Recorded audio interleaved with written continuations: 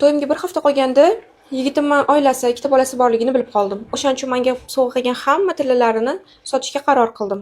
Men buni Dubaydan olib kelib bergan edilar. Shuni bitta ko'rib bersangiz. Hammasini sotmoqchiman. Odamlar qanaqasiga bunaqa yolg'onchi bo'lib ketyapti, hayronman.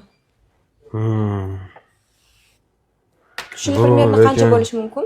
Menimcha Dubaydan mana buni olib kelganlar, chunki mana bu 916 ekanda, bu 585, mana bu ham 585. 585 tillalarni hozir grammi qanchadan bo'lyapti? Sizga 1 million 100 qilib beramiz.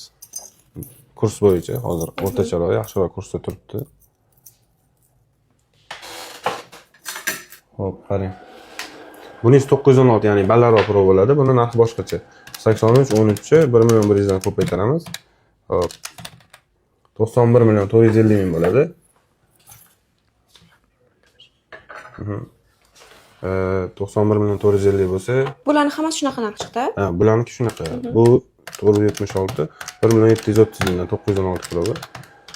Sir bo'lmasa shunda to'y atmen bo'ldi, to'g'rimi? Ha, to'y atmen bo'ldi. Uni eslatadigan hech narsa menga kerak emas, shuning uchun hamma tillalarni sotmoqchiman.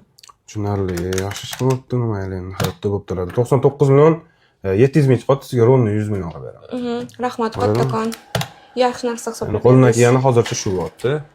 Bo'ldi, rahmat. Xo'p. Mana 100 million hali ochilmagan.